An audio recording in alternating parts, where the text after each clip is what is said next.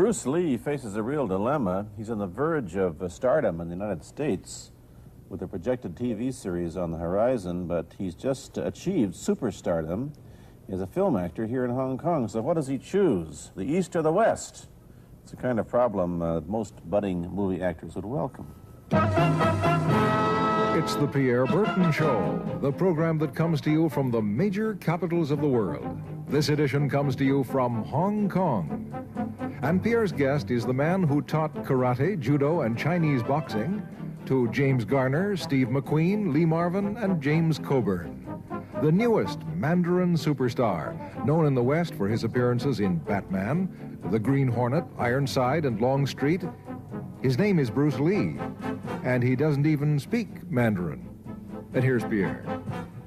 Well, how can you play in Mandarin movies if you don't even speak Mandarin? How do you do that? Well, first of all, I speak only Cantonese. Yeah. So, I mean, there is quite a difference as far as pronunciation and things like that go. So somebody else's voice is used, right? Definitely, definitely. You just make the words. Doesn't that sound strange when you go to the movies, especially in Hong Kong, in your own town, and you see yourself with somebody else's voice?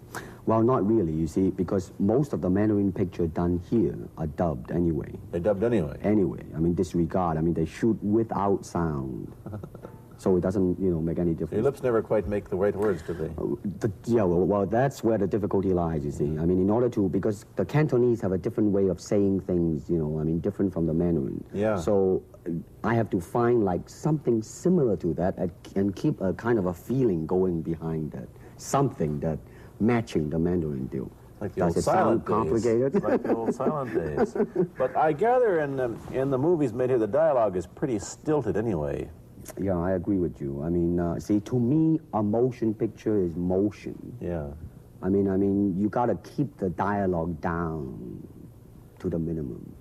Did you look at many Mandarin movies before you started playing in the first one? Yes. What did you think of them when you saw them? Quality-wise, I mean, I have to admit that it's not quite up to the standard. However, it is growing, and it is getting higher and higher and going toward that standard, that what I would term quality. They say the secret of your success in that movie, The Big Boss, which was such a success here and rocketed you to stardom in Asia, was that you did your own fighting. As an expert in the various martial arts in China, what did you think of the fighting that you saw in the movies that you studied before you became a star? Well, I mean, definitely in the beginning, I had no intention or whatsoever that what I was practicing and what I'm still practicing now would lead to this to begin with. But martial art has a very, very deep meaning as far as my life is concerned, because as an actor, as a martial artist, as a human being, all these I have learned from martial art. Maybe for our audience who doesn't know what it means, you might explain exactly what you mean by martial art. Right. Martial art include all the combative arts like karate or karate, judo, Chinese kung fu or Chinese boxing, whatever you call it. All those.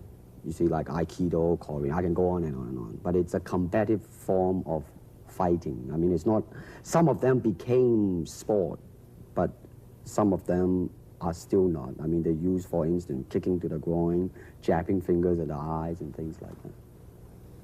No wonder you're successful in the Chinese movies are full of this kind of action anyway. They needed a guy like you could... Violence, man. So you didn't have to use a double when you moved into the motion picture world here. You did it all yourself. Right. Can you break 5 or 6 pieces of wood with your hand or your foot? I'll probably break my hand and foot. But tell me a little bit... you set up a school in Hollywood, didn't you, for people like James Garner and Steve McQueen and the others? Yes. Why would they want to learn Chinese martial arts? Because of a movie role? Not really. I mean, most of them, you see, to me, at least the way that when I teach it, all type of knowledge ultimately means self-knowledge. So therefore, they're coming in to, and ask me to teach them not so much of how to defend themselves or how to do somebody in, rather They want to learn to express themselves through some movement, be it anger, be it determination, or whatsoever. So in other words, what I'm saying, therefore, is that he is paying me to show him in combative form the art of expressing the human body. Which is acting, in a sense, isn't it? Well... Or it would be a useful tool for an actor to have. It's... I mean, it might sound too philosophical, but it's acting or acting unacting, if you... You've lost me. I have, right? So what I'm saying, actually, you see, I mean, it's a combination of both. I mean, here it is the natural instinct, and here is control. You are to combine the two in harmony. Not, if you have one to the extreme, you will be very unscientific. If you have another to the extreme, you become all of a sudden a mechanical man, no longer a human being. So it is a successful combination of both. So therefore, it is not only, so therefore it's not pure naturalness or unnaturalness. The ideal is unnatural naturalness or natural unnaturalness. Yin yang, eh? Right, man, that's it. One of your students, James Coburn, played in a movie called Iron Man Flint, in which he used karate. Is that what he learned from you? He learned it after. Oh, after, he went... yeah. After he played in Iron Man Right, Flint. right. You see, actually, I do not teach, karate, because I do not believe in styles anymore. I mean, I do not believe that there is such thing as like Chinese way of fighting or the Japanese way of fighting or whatever way of fighting, because unless human beings have 3 arms and 4 legs, we will have a different form of fighting. But basically, we have only 2 hands and 2 feet. So styles tends to not only separate man, because they have their own doctrines, and then the doctrine became the gospel truth, that you cannot change, But if you do not have styles, if you just say, well, here I am, as a human being, how can I express myself totally and completely? Now, that way, you won't create a style, because style is a crystallization, that way, it's a process of continuing growth. You talk about Chinese boxing. How does it differ from, say, our kind of boxing? Well, first we use the feet. That's and then start. we use the elbow. And you use the thumb? You name it, man. We use it all. You have to, you see, because, that is the expression of the human body. Everything, not just the hand. And when you're talking about combat, well, if it is a sport, now you're talking about something else. You have regulations, you have rules. But when you're talking about fighting as it is, no rules. With no rules. Not real fighting. Well, then, baby, you better train every part of your body. And when you do punch, now I'm leaning forward a little bit, hoping not to hurt any camera angle. You got to put the whole hip into it and snap it and get all your energy in there and make this into a weapon. I didn't want to tangle you in any dark that right now. You came at me pretty fast there. What is the difference between Chinese boxing and what we see these young men doing at 8 o'clock every morning on the rooftops in the parks called shadow boxing, which they're always... Well, actually, you see, that is part of Chinese boxing. It is. There are so many schools, different Everybody schools. here seems to be, going like this all the time. Well, that's good. I'm very glad. I'm very glad to see that, because at least somebody is caring for their own body, right? Yeah. That's a good sign. Well, it's a kind of a slow form of exercise, which is called Tai Chi Chuan. I'm speaking Mandarin just now. Yeah. Cantonese, Tai Chi Chuan, okay? I see. And it's more of an exercise for the elderly, not so much for the young. Give me a demonstration. Show me. Can you do a little bit of it? Just so the hand-wise is very slow. Oh, is it? And you push it out, but all the time you are keeping the continuity going. Bending, stretching, everything. Suppose, you just keep it moving. It's like a ballet dancer there. Yeah, it is. To them, you see, the idea is running water never grows stale. So you got to just keep on flowing. Of all your students, famous, James Garner, Steve McQueen, Lee Marvin, James Coburn, Roman Polanski, which was the best, who adapted best to this Oriental form of exercise and defense? Well, depending, okay? Now, as a fighter, Steve McQueen, now, he is good in that department because that son of a gun got the toughness in him. Yeah. You see it on the screen. I mean, he would say, all right, baby, here I am, man. Mm-hmm. You know, and he'll do it. Yeah. Now, James Coburn is a peace-loving man. I met him. Right? I mean, you've met him. I mean, he's really, really nice. I mean, super mellow and all that. I mean, you know, I mean, now, he appreciates the philosophical part of it. Therefore, his understanding of it is deeper than Steve. So it's really hard to say. You see what I'm saying now? I see. I mean, it's different. So that's, I mean, depending on what you see in it. Interesting that we don't, in our world, and haven't since the days of the Greeks who did, combine philosophy and art with sport. But quite clearly, the Oriental attitude is that the three are facets of the same things.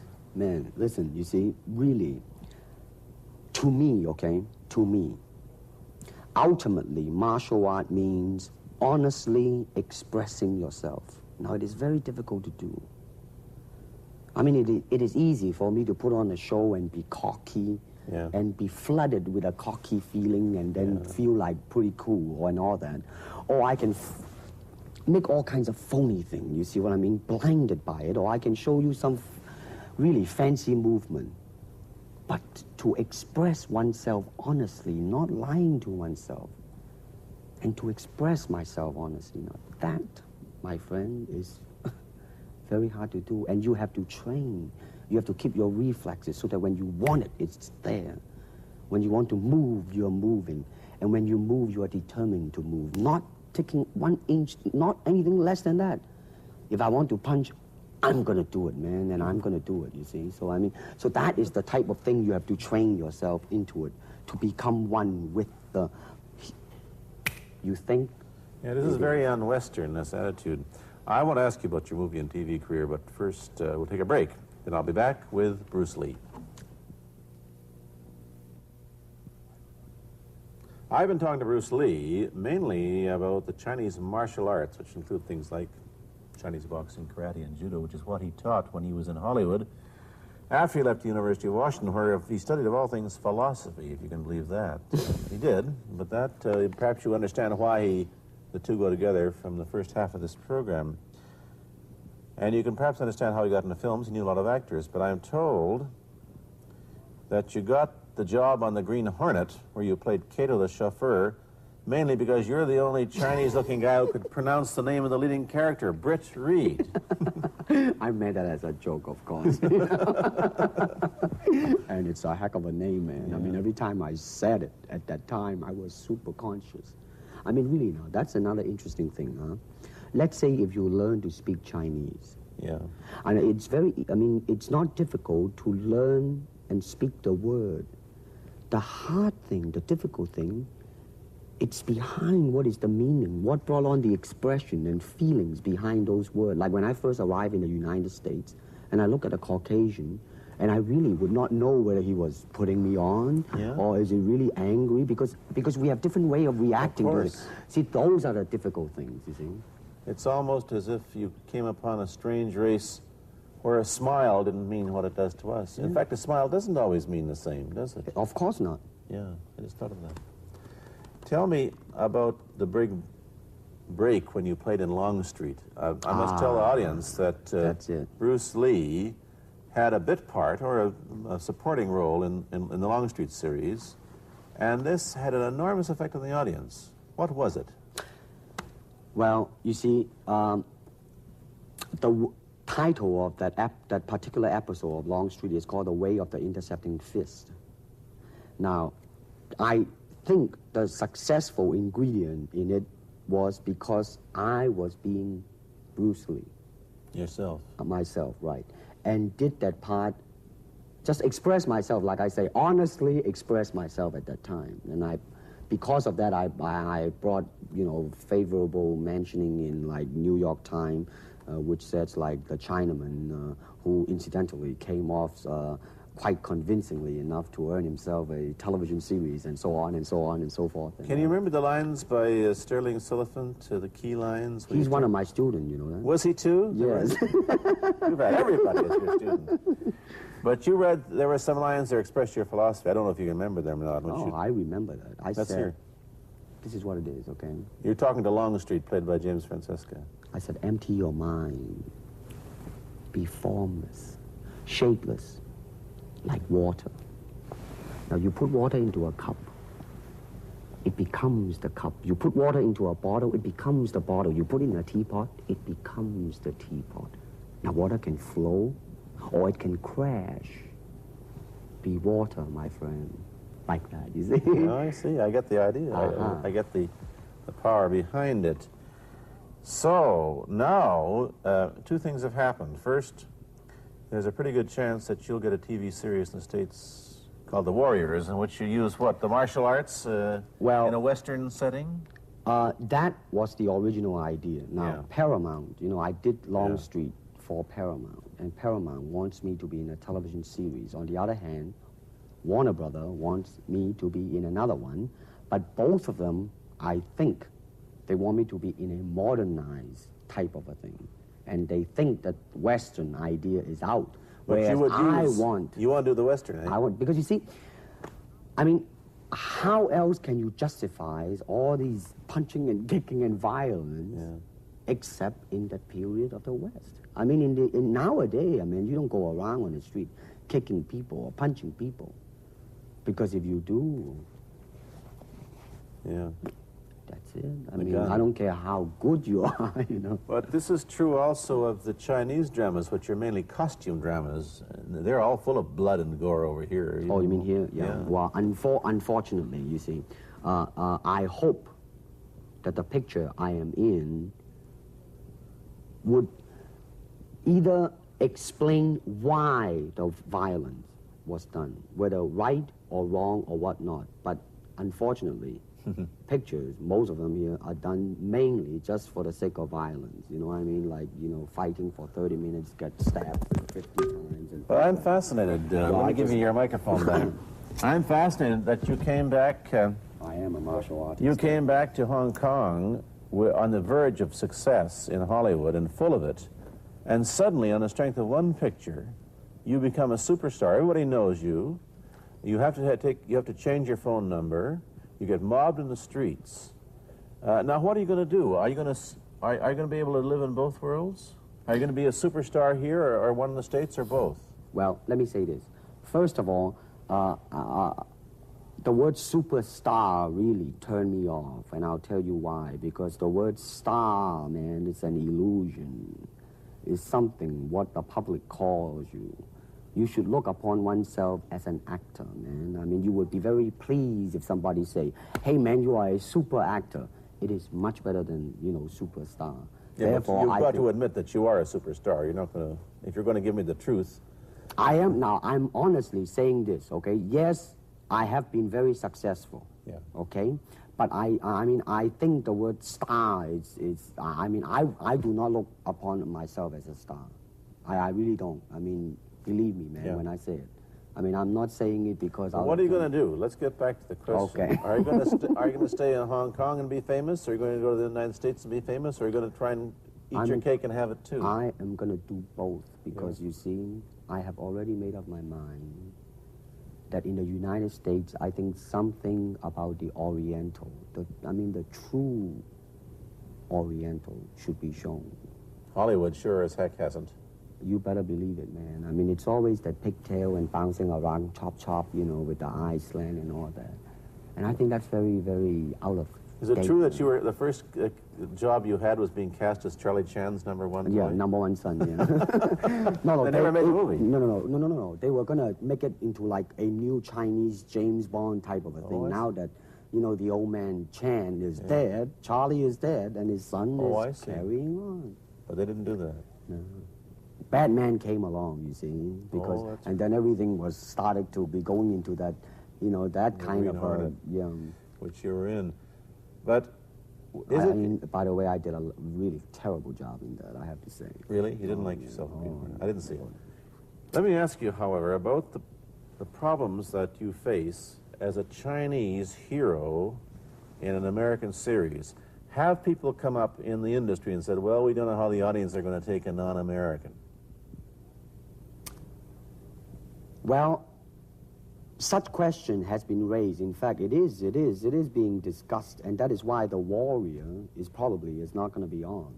I see. You see, because unfortunately, such thing does exist in this world, you see, like, I don't know, certain part of the country, right?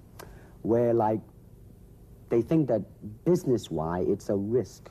And I don't blame them, I mean, in the same way, it's like in Hong Kong, if a foreigner come and became a star, if I were the man with the money, I probably would have my own worry of whether or not the acceptance would be there. But that's all right, because if you honestly express yourself, it doesn't matter, see? Because are you, how about the other side of the coin? Is it possible that you are, I mean, you're fairly hip and fairly Americanized. Are you too Western for Oriental audiences, do you think? Oh, man, like, how? I have been criticized for that. You have, eh? Oh, yes, definitely. So.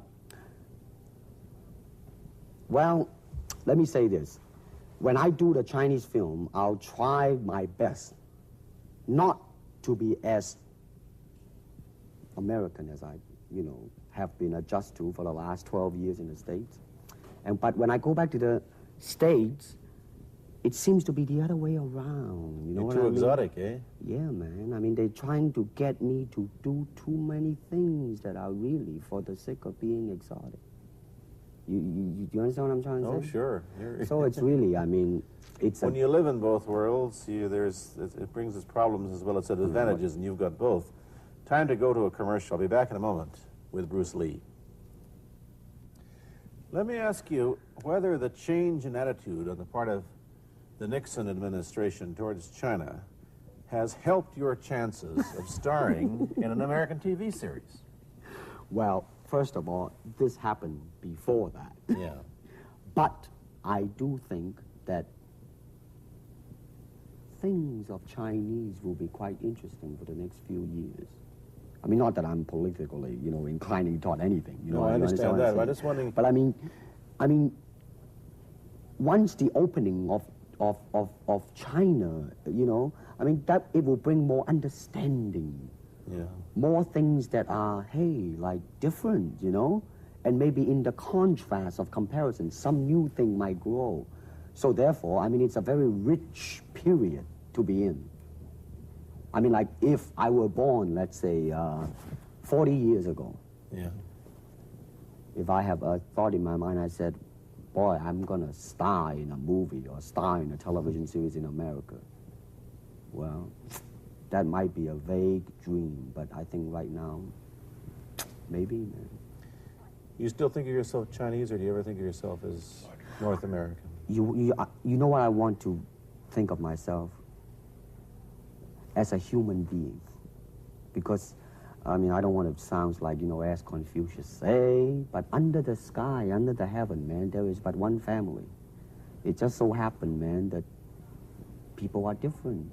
Okay, we got to go. Thank you, Bruce Lee, for coming here. Thank you for Pierre. watching. Thank you. You've been watching Bruce Lee on The Pierre Burton Show, a half-hour program of conversation, opinion, and debate. This is Bernard Cowan speaking.